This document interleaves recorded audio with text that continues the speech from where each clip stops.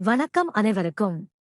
நான் உங்களுக்காக ஒரு கேள்வி வச்சிருக்கேன். ஒரு புதிர். ஆரம்பிக்கலாமா? இந்த புதிர் ஒரு விலங்கை பற்றியது. இந்த விலங்கு புத்தியுள்ளது. ஒரு ஊன் உண்ணியாகவும் இருக்கும். இது தழைக்கீரைகளையும் தின்னும்.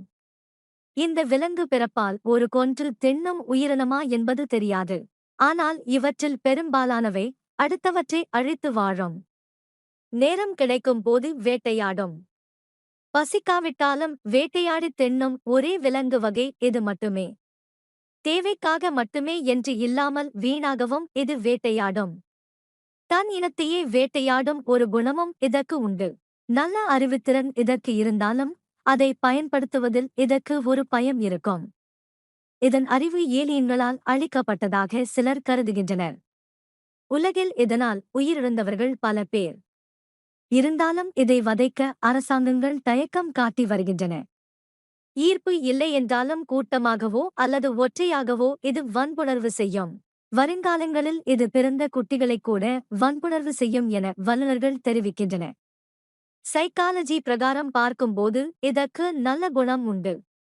ஆனால் இதற்கு தீய செயல்களை பழக்குவதும் தீய செயல்களை நோக்கிக் கொண்டு சொல்வதும் இதனுடைய சொந்த இனமாகும். தீய செயல்கள் இது செய்ய காரணம் இதுதான் என தெரிந்தும் இதன் சொந்த இனம் இதனை முறியடிக்க வழி செய்யாது. சுயநலம் கொண்ட மிருகங்களில் இதற்கு முதல் இடம் அளிக்கலாம். புத்தியுள்ள மிருகங்களில் இதற்கு இடம் அளிப்பதில் எனக்கு தயக்கம் இருக்கிறது.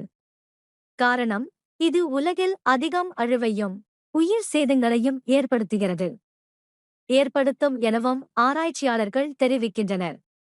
தன் சொந்த இனத்தை மதிக்காமல் அதனை தீய செயல்கள் செய்யும் வரை அமைதி காத்து வேடிக்கை பார்த்து அதன்பின் அதற்கு தண்டனை கொடுக்கும். இந்த உலகில் நல்லவற்றை செய்யும் விலங்குகள், பறவைகள் நிறைய இருக்க இந்த ஒரு விலங்கினம் வாழ தகுதியுள்ளதா என்பதை மேதாவிகளும் அறிவாளிகளும் விவாத பொருளாக்கியுள்ளனர். இந்த விலங்கு என்ன என்பதை நீங்கள் சொல்லுங்கள்.